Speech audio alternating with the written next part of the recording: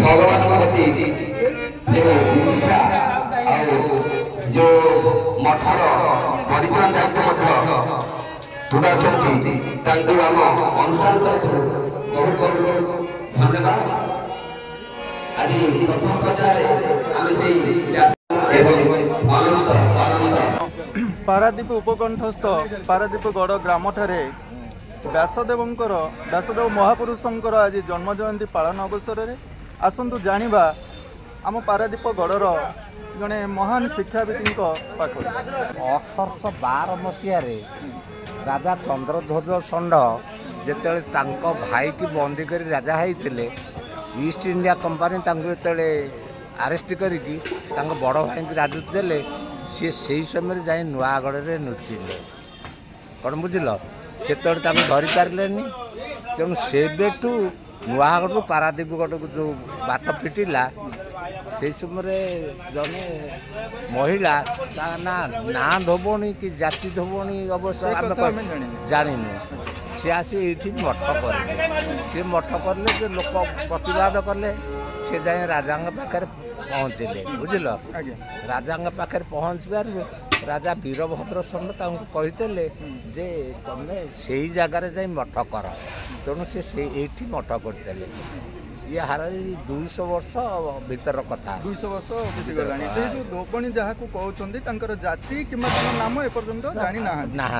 किंतु जेहेतु महापुरुषंकर एठारू किसी अलौकिक शक्ति आसुथिबार आपण माने जानती कि हाँ कौन से समय बहुत महिला पुरुष डाक्तर नतले से ये आसी अध्याय पढ़ती अध्याय पढ़िया भितर बहुत लोक कहते आम आरोग्य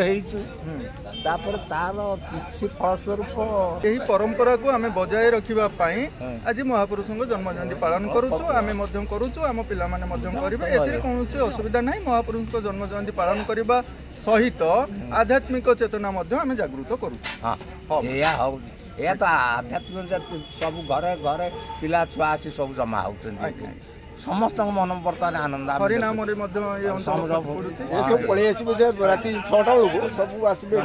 तेणु ये जन्म दिवस विषय मुझे कहबी आम अजा माँ मैंने कहती जे ये अंचलटा टोटाल जंगलमय थिला जो कि बसवास करिया बहुत कष्टसाध्य होता नेपाल जंतु मैंने भी बसवास करुले किंतु एक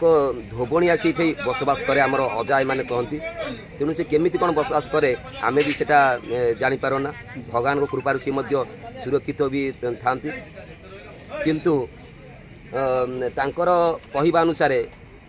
जे आम अजा माँ मैंने कहती जे धोबणी जो रहती से आमरी अंचल भिक्षावृत्ति करके आसी रोषेईबास कर खाती यही शुअती एवं से कहती जे ये गोटे उई हुंका से गोटे थी उई हुंका को सी आमको आख्या देले जे हुंका हूँ व्यास महापुरुष एमान को आराधना कर ये तुम सब मनस्कामना पूर्ण करेंगे तेणु बहुत लोक मनस्कामना पुण्यपाई ये अधिया पढ़ती अजा माँ मान ये मानसिक कर अधिया पढ़ती कार पुओ बाहर हो पारनी कि कार कौन किसी गोटे देह भल ना कि ना कि कौन हो ये हूँ 100 वर्ष तल प्राय कथा 100 कि 200 वर्ष तल कथा से तो डाक्तर नथिले कि मेडिकल नथिला तेणु से कथा अनुसार ये आसिक अधिया पढ़ती आ प्रभु कृपारू से मनस्कामना पूर्ण हो जाए से बड़ आश्चर्य कथा से महिमा प्रसारित हो चली आम महिमार आश्रित हेलु एटी महिमारू कृपारू भजन प्रोग्राम हुए कीर्तन प्रोग्राम भी हुए सब वर्ष भजन कीर्तन हुए किंतु ए वर्ष भजन कीर्तन ढंग नियारा कहीं ए वर्ष बहुत आडंबर सहित भजन कीर्तन होउची एवं आमको सहयोग आमर वृद्ध पीढ़ी सहित युव पीढ़ी आमको सहयोग करुँच से मुझे बहुत बहुत धन्यवाद ज्ञापन करुँची जहाँ आमको उत्साहित करुँच वर्ष ये जी प्रोग्राम हुए तार अधा हुए किंतु ए वर्ष तार 2 गुणा 3 गुणा प्रोग्राम होउची सेतिपाई कर्मकर्ता एवं एठार उपस्थित युवपीढ़ी और वृद्ध पीढ़ी को समस्त को नमस्कार करुँची एवं एमती प्रति वर्ष आमको एमती सहयोगर हाथ बढ़ातु यही प्रोग्राम एमती प्रति वर्ष एमती अधिकरू अधिक उन्नतर एमती चालू आ समस्त मनस्कामना बाबा पूर्ण करंतु मु बाबा पाखे प्रार्थना करुच्ची ए बाबा व्यासदेव जी जहाँ मानसिक करी एठारे आसी भजन कीर्तन करुँच आसी सहयोग करुँच जी जो कर्म नहीं आसी आम भजन कीर्तन शिखीचु आम भजन कीर्तन करूँ जो मैंने भजन कीर्तन शिखी ना से ये सहयोग हाथ दे किए रोसे करुँची किए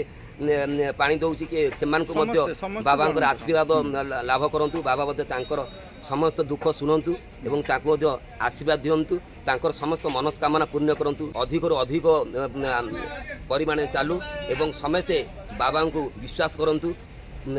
समस्ते मानसिक पूरण करूँ यह मोर कामना कामना कामना। धन्यवाद। जय हो आज ये जो कार्यक्रम रे आम बंधु माने बा पारादीप गढ़र समस्त मठ साही माने गुरुजन मंडली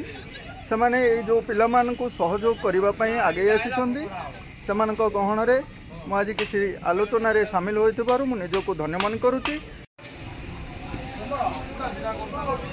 1812 बुधवार जलो हां मोबाइल चले हां बा सही आईटी मन बाईटी कुजंग खोर्धा गाई बंध पड़ी कुजंग पाई